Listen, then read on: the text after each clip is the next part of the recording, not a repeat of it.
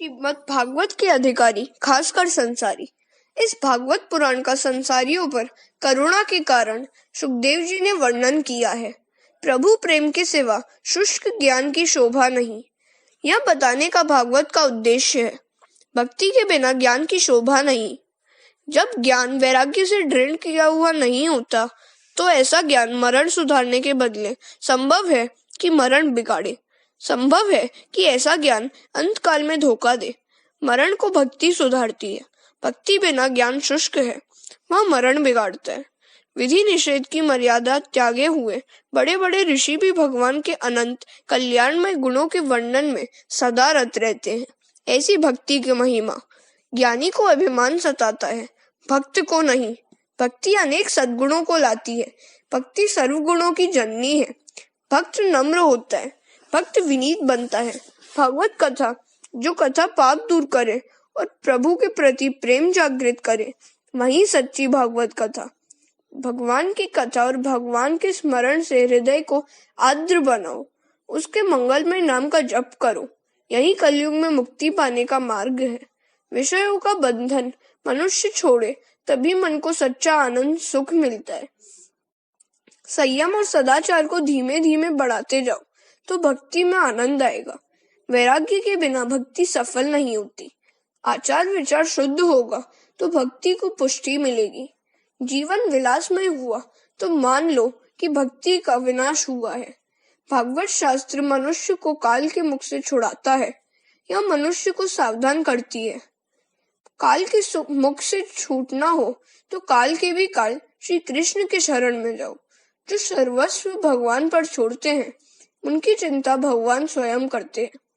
महाभारत के युद्ध में दुर्योधन के ताना देने पर भीष्म पितामह ने प्रतिज्ञा की थी कि कल मैं अर्जुन को मारूंगा या मैं मरूंगा।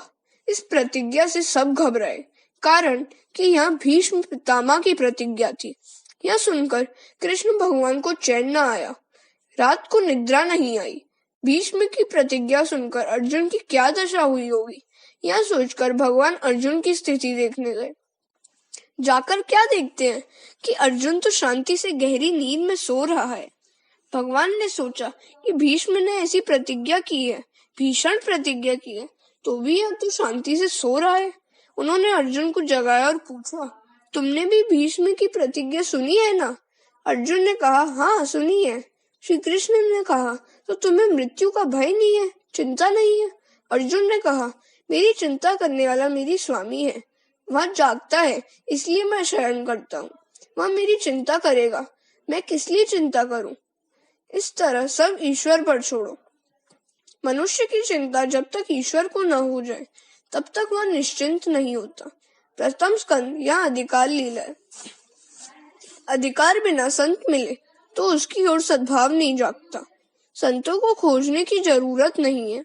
खोजने से संत नहीं मिलते हैं, केवल प्रभु कृपा से ही संत मिलते हैं। आखिर जब तक मन शुद्ध नहीं होगा, तब तक प्रभु की कृपा नहीं होगी। तब तक मन दुर्जन रहेगा, जब तक संत मिलते नहीं। संत बनोगे तो संत मिल जाएंगे। संत देखने की दृष्टि देते हैं कि संसार के पदार्थों को देखने में आनंद है, उनके उपभोग में आनंद नहीं है। संसार यह ईश्वर का स्वरूप है, इस कारण जगत को ईश्वरमय देखो। सुखदेव जी और अप्सराओं का प्रसंग पहले कह चुके हैं। महाप्रभु जी ने वैष्णव के लक्षण बताए हैं कि जिसके दर्शन से कन्हैया याद आए वह वैष्णव, जिसके संग में आने पर प्रभु याद आए वह वैष्णव। अप्सराओं को सुखदेव जी के दर्शन से वैराग्य की उत्पत्ति हुई। कृष्ण कथा के पीछे वह पागल बनी है। जगत में संतों का अभाव नहीं है, परंतु सत शिष्यों का अभाव है। जिसका अधिकार सिद्ध हुआ है, उसे संत पुरुष मिल जाते हैं। मनुष्य संत बनता है, तभी उसे संत मिलते हैं। संत बनने से पहले संत मिले तो उसमें सद्भाव नहीं बनता है। जिसकी आंख में ईश्वर है, वह सर्व में ईश्वर का अनुभव करता है। इस जगत में निर्दोष एक परमात्मा ही है। ईश्वर के सिवा कोई निर्दोष नहीं है। संत में कोई एकाध दोष होगा, कारण पूर्ण सत्व गुण प्रकट होने पर तो वह जीव इस शरीर में रहेगा ही नहीं। ईश्वर से यह अलग नहीं रह सकता। यह ब्रह्मा जी की सृष्टि गुण दोष से भरी हुई है।